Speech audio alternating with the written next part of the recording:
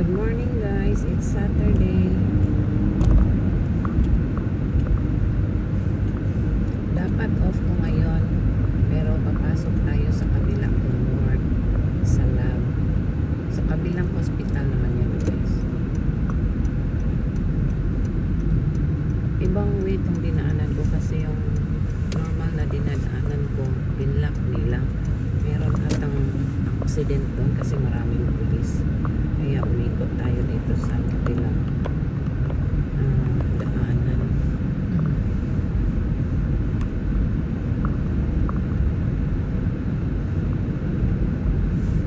Bihira lang akong pumapasok sa kabilang kong ward guys kasi malayo kasi.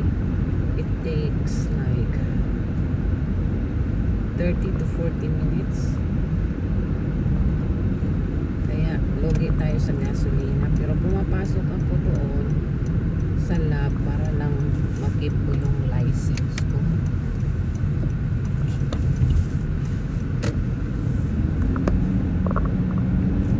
Pero sa new area na lilipatan namin, medyo malapit-lapit na ako konti. Marami pang snow dito guys, oh. 17 degree right now. 17 degree Fahrenheit. Fahrenheit kasi gamit dito sa US. Sa atin kasi sa Pilipinas, Celsius gamit natin. Kung paano ko i-convert tong Fahrenheit, di ko alam guys kasi mahina tayo sa math. So 17 degree Fahrenheit, pag alam nyo guys, i-convert nyo daw sa Celsius. Yun talagang ayaw ko sa school ko, yung math. Iwan ko kahit anong explain ng teacher ko, hindi ko mapasok sa ano ko, puputin.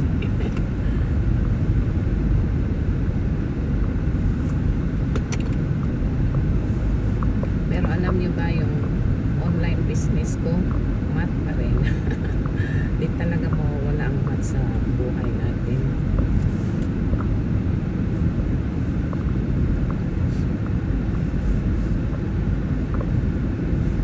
Dito na area guys is called the Liberty. Nasa Liberty tayo, Liberty, Missouri. Maganda dito. Dito kami naghanap ng bahay pero wala kami nahanap, kaya napunta kami sa Independence. Doon na kami someday. So we'll see, temporary lang din naman yun. Kasi ang gusto ko talagang lipatan guys sa Florida talaga. Ewan ko anong nandun sa Florida, pero Florida talaga ang gusto ko. Kasi sa Miami naman ang mahal naman doon. At least sa Florida medyo affordable. Okay, dito tayo. Umikot lang tayo. Kasi yung isang road na dinadaanan ko, binlock nila. Hindi ka makadaan. Kaya ayaw ko naman mag-antay. Kaya, kasi alas 7 pasok ko. Bihira lang naman ako pumapasok doon. Siguro sa isang buwan, isang beses, mga ganun lang.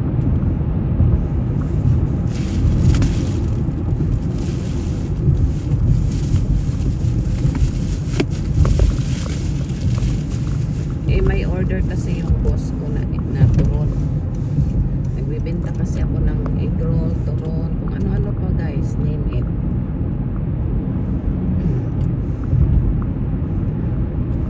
So nag-order siya ng turon, kaya papasok tayo. So pupunta lang ako pag may purpose talaga ako, tulad niya nag-order yung boss ko ng turon. Last time nag-order siya, ang daming egg roll. Ngayon turon. Kaya pag pupunta ako doon, papasok na rin ako ng Lord. Tulong-tulong lang naman ako guys. Kaya minsan magturon ng blood, ganun. Nalimutan ko na nga yung ibang process nila.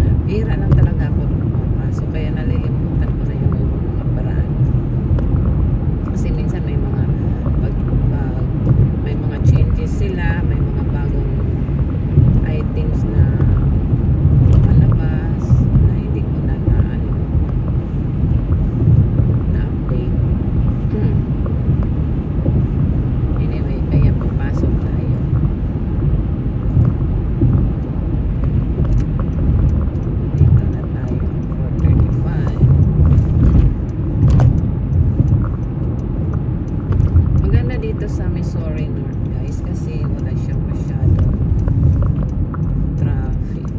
Sa south kasi doon matraffic doon kayo. Doon pa naman kami lilipat.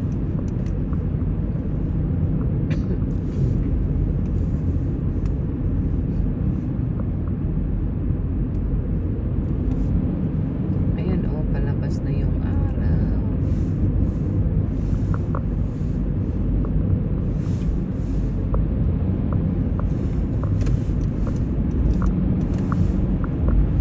Pero matagal-tagal din kami dito sa North guys. Since 2000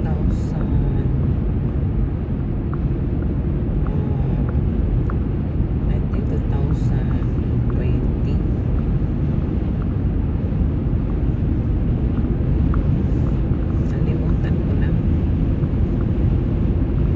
2020, 2019, mga ganun. So nasa 5 to 6 years din kami.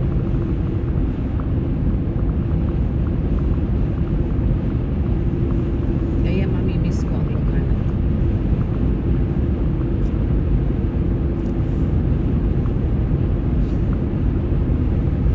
Well, ganun siguro talaga ang life. May mga changes. Walang permanent sa world.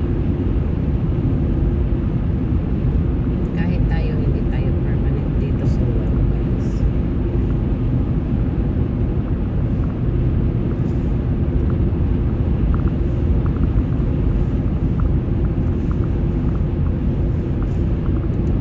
"6:30 na medyo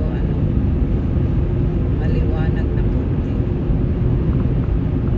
Right now 19 Fahrenheit. Tumataas siya. I think maganda yung panahon ngayon. And then next week maganda na talaga next week kasi nasa 50 to 60 Fahrenheit. So perfect na yun para sa amin.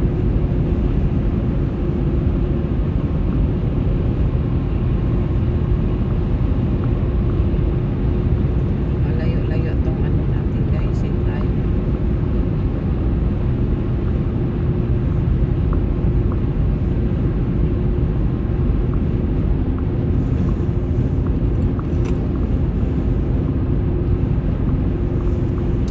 Yung work ko doon hanggang lang, hanggang noon lang kasi magkita kami ng anak ko mamaya at kakain kami sa Bangkok Pavilion.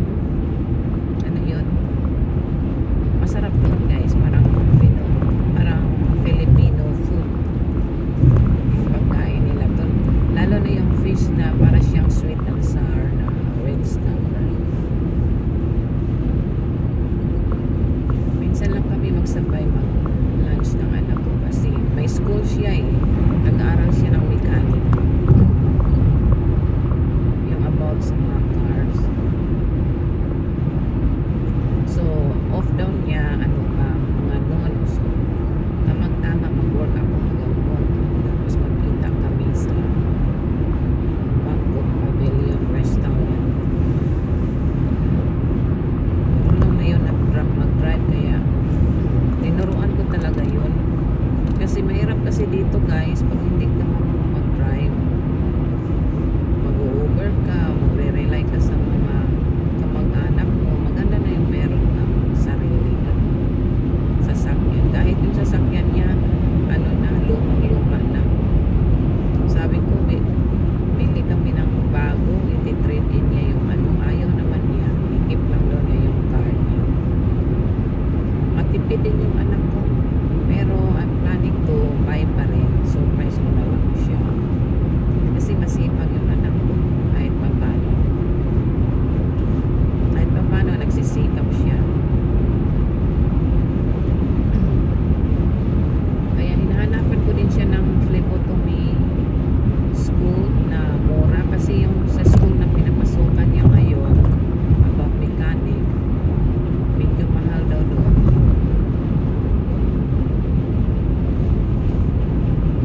Tawagan ko pala kung magkano. Kasi yung phlebotomy doon sa pinapasukan niya, hindi na cover ng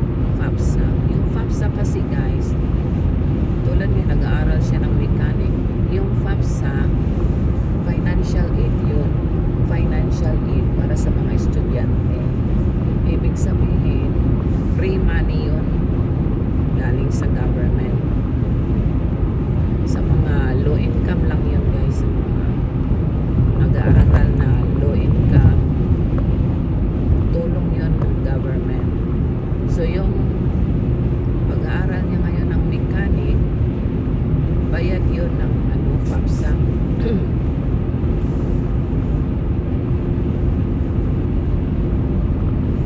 Nag-FAFSA din ako noon kasi nag-aral ako kung ano-ano lang pinag-aralan ko. Kaso na-realize ko, good for 5 years lang pala yun. Hindi pala yun forever. Kala ko forever. Wala nga talagang forever. So 5 years lang yun. So i-remind ko pala yung anak ko na mag-take siya ng as many as credits as she want para magamit niya in the future. Kasi after 5 years, magbabayad ka na ng sarili mong money. Pero I remember guys, kasi sa school na pinapasukan ko noon, natapos na yung 5 years, hindi na ako qualified. So pag mag-aral pala sa ibang school, pwede ka ulit mag-restart another 5 years. Pero hindi ko na inano yun, kasi na-focus na ako sa work ko. Mag-aral sana ako noon ng guys, LPN, Licensed Practical Nurse, bago ka maging nurse pa. Yung LPN na. Kaso, hindi talaga yung puputi ko guys. Hindi ko masabay yung work sa yung pag-aaral. Kailangan kung mag-aral ako, aral lang talaga. Kaya maglulon pa naman pag mag-aral kasi hindi naman lahat cover ng financial aid. So ayoko namang mag-loan kasi marami akong naririnig yung mga nag-aaral. Dami-dami nilang binabayaran guys.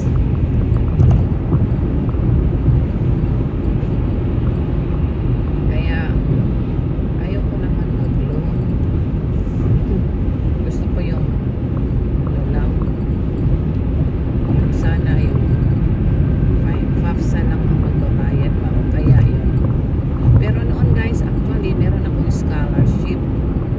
Na-approve ako noon ng scholarship kasi mag-apply ka niyan tapos may mga anonymous na mga tao na tumutulong kasi sa mga students.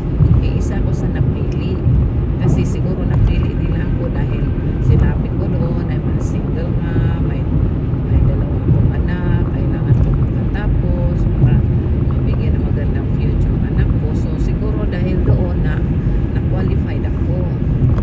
Kaso ang problema, kailangan mag-stay ako sa dorm. Bawal doon yung mga bata.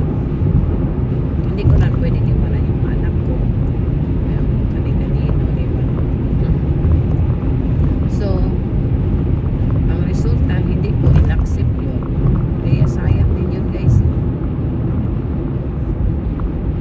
Kasi may mga mayayaman kasi na nagtutulong sa mga estudyante dito. Mag-apply ka lang ng scholarship.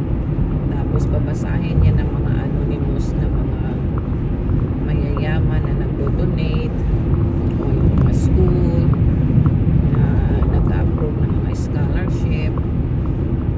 Kasi yung letter mo isi-send yan sa iba-ibang school na may mga scholarship program. Tapos kung ma-approve ka, mag-send sila ng letter sa iyo.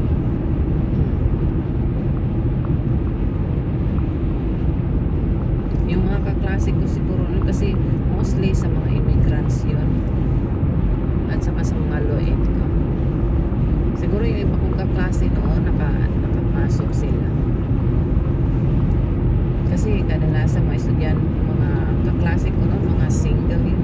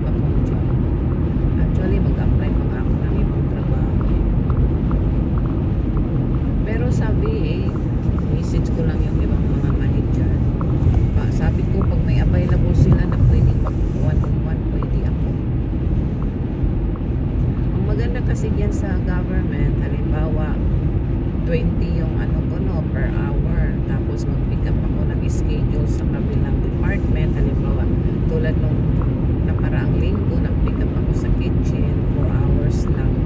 So, yung hour ko doon is $30 kasi time. Kasi ano na yun, considered overtime. So, time and a half pag overtime. So, that means 30 per hour ko noon. Ganun. Halimbawa lang, kung 20 yung hour ko. Yun lang kagandahan sa government. Ito namang sa yung papasukan ko ngayon na work private kasi to mura lang ang pasahod nila. Tagal na ako dyan, hindi nga tinatasan eh. Pero okay lang, kaya hindi ako masyadong nagpipick up ng schedule unless may purpose ako. Kaya pag may party ako papuntang Overland Park, yan, pipick up ako. Kumbaga pang lang yan, pastime.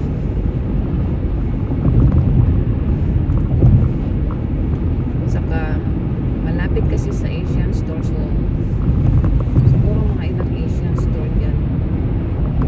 Isa, dalawa, tatlong Asian store. Yung work ko sa kapit, yung work na pupuntahan ko today.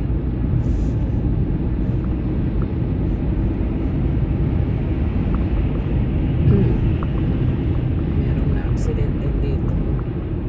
Nabanggaan.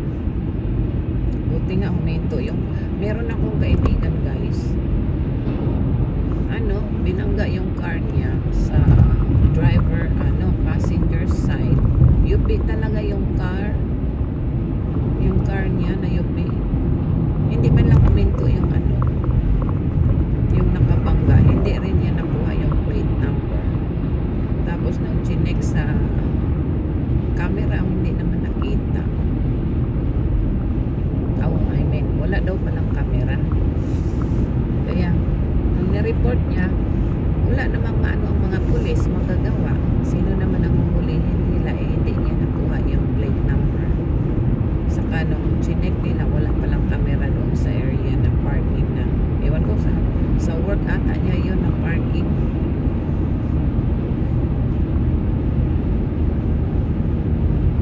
Ewan ko ba't walang camera sa work nila. Nag-work siya sa airport.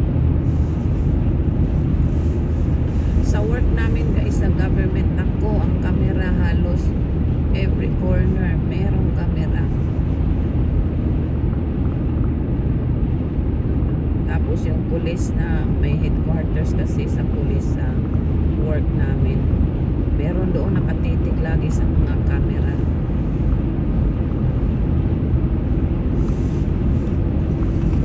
Natikitan na ako doon kasi kala ko dahil sa nagmamadali kasi ako noon sa parking lot 20 miles lang ata per hour, mabagal lang pa lumagpas ako, natikitan ako pero lang naman, warning na ticket.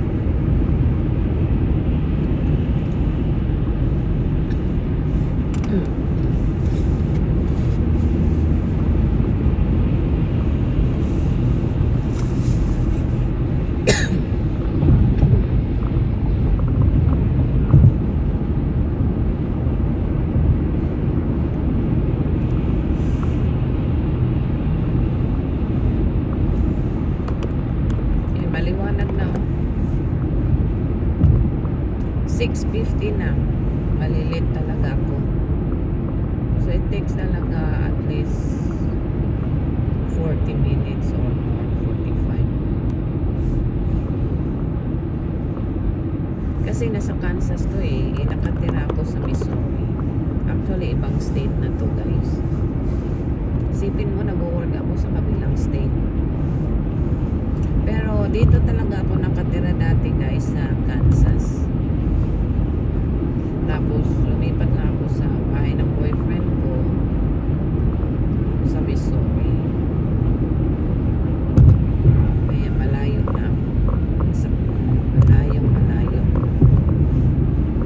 Pero yung lilipatan ko, in between na ako sa Kansas and Missouri. North. In between na.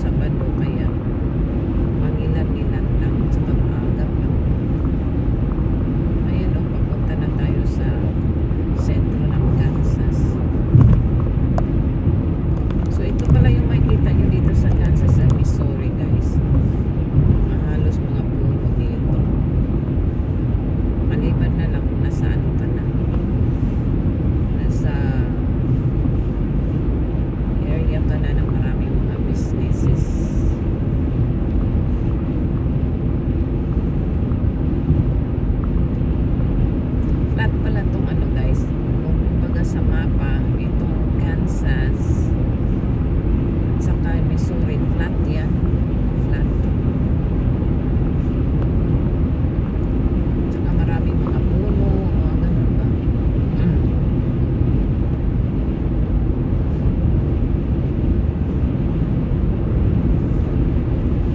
Kasi dito, pinipreserve kasi nila yung mga kahoy, mga ganyan, pinipreserve nila.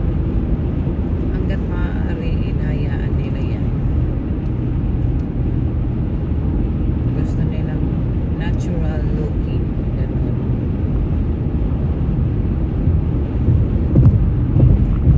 Parang may malaking structura sa right side, guys. Malaking structura.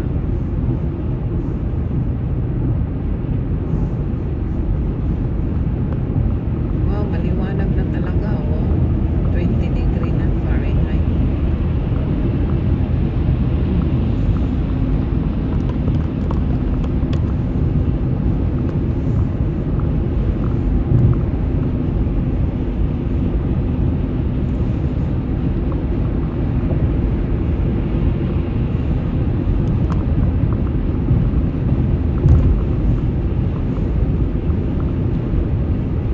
Makikita nyo dito, guys, wala nang masyadong mga puno-puno dito kasi maraming mga building na dito hanggang sa unahan.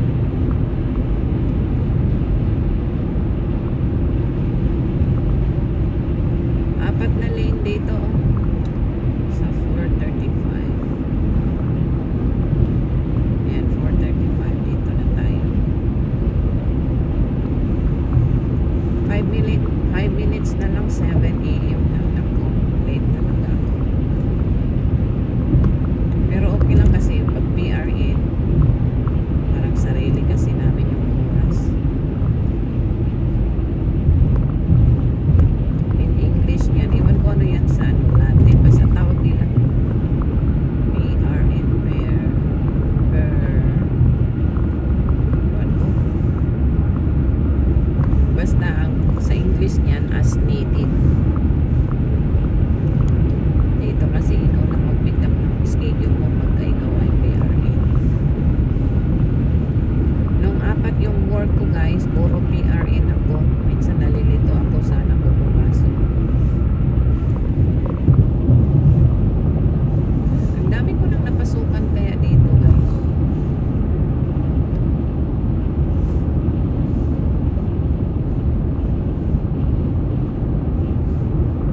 Nagtrabaho ko ng group home. Parang assisted living din yun. Pero group home, parang nasa bahay ka lang kasi. Tapos meron kang 2 to 4 na pasyente lang. Yan ang maganda sa group home. Boring nga lang. Pwede lang yun sa mga estudyante.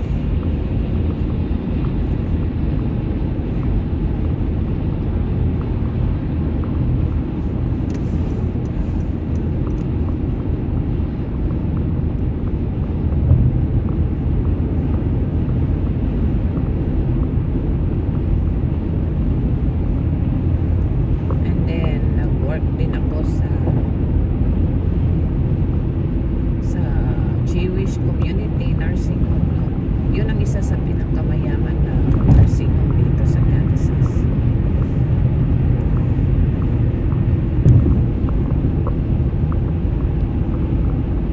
And then naglilinis din ako ng bahay. Pero ngayon wala na akong nililisan.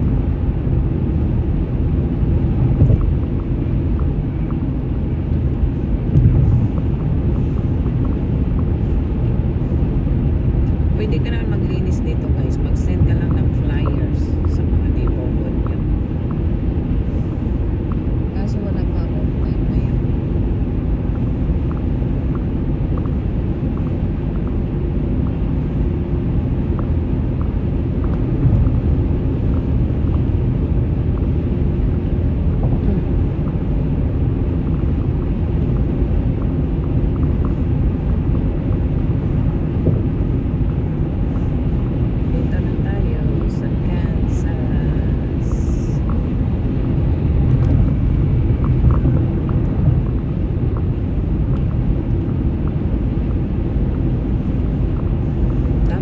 Try din ako mag-over guys.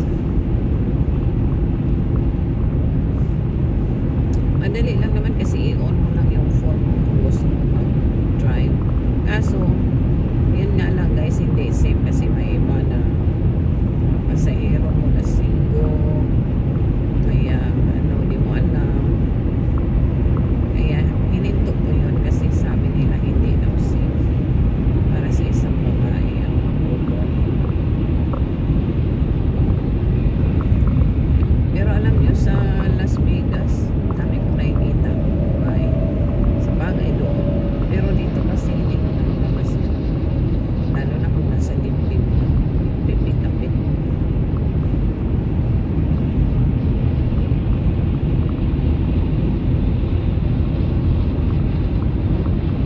And then, yun nga, nag-draw ako ng blood dito sa hospital, phlebotomy. And then, sa yung full time ko guys, sa ano talaga, nag-assist ako sa doktor. Colonoscopy. Ako nag-assist sa doktor pag may procedure. Colonoscopy, yung upper scoop. Tapos, nag-assist din ako sa mga special cases, mga ganun. Malapit na tayo dito sa now. Dito tayo mag-exit.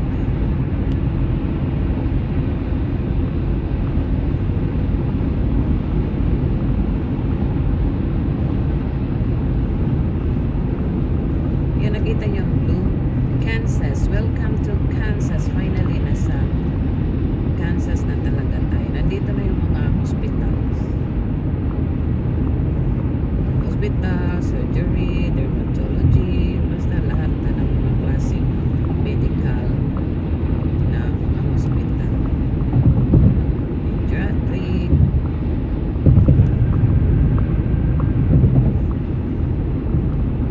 Malapit masyado itong car sa likod ko.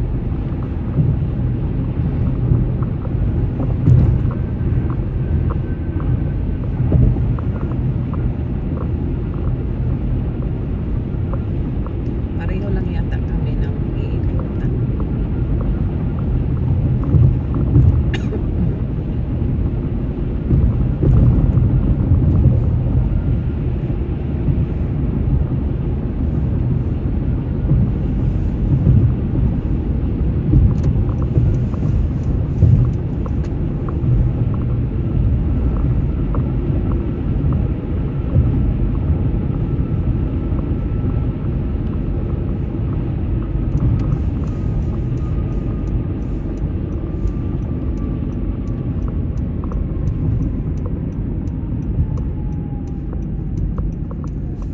Nandito na rin yung University of Kansas Health. Dito mga hotels, mga convention places. Yan, Holiday Inn.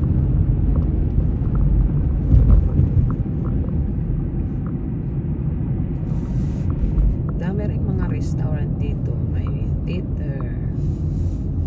And then nandoon na sa unahan yung work ko. Andyan din yung building ng Fidelity.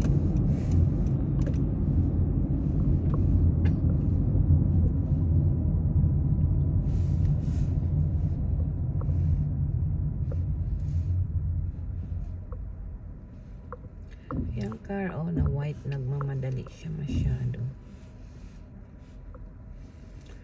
So, dito na yung guys,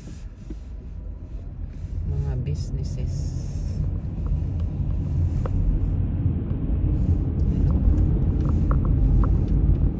Tapos, maraming mga bagong pinapatayo dito mga kainan.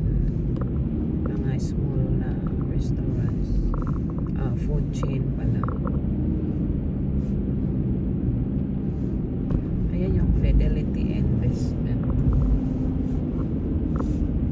Andyan yung Chick-fil-A, Whataburger.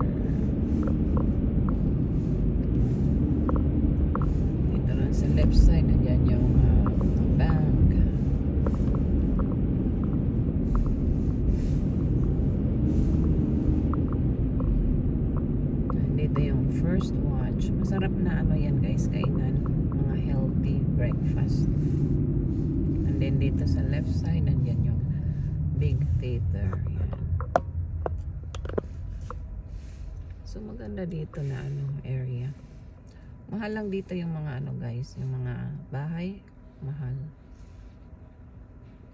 Nagtingin-tingin ako dito eh. Wala akong makita sa price namin. Pero maganda dito sa Overland Park kasi convenient sa lahat. 7:04 na. And dito may bagong structure na naman na pinapatayo. Ewan ko anong ano yan, building. Grass to dito dati, tapos meron siguro bumili. Laki kaya ng building na to. Ewan ko anong building yan. And then dito yung T-Mobile sa right side.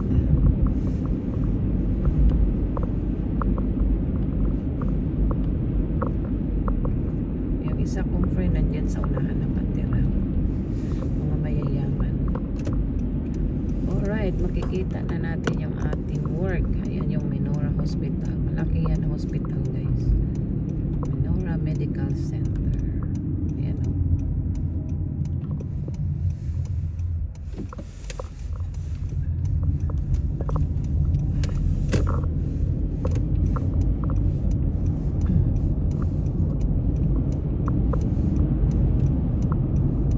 Magtulong lang naman ako ngayon.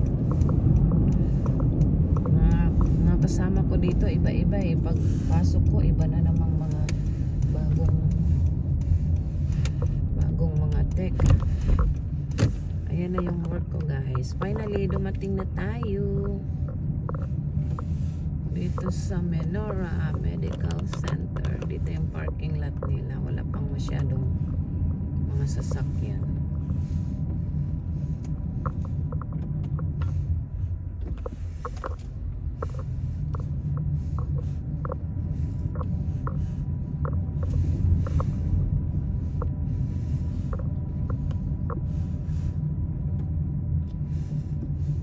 Dito na tayo mag-park.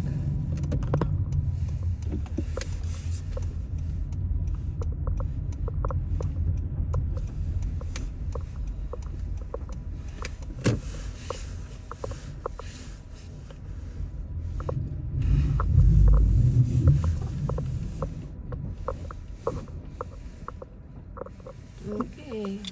Yun lang guys. Thank you for watching.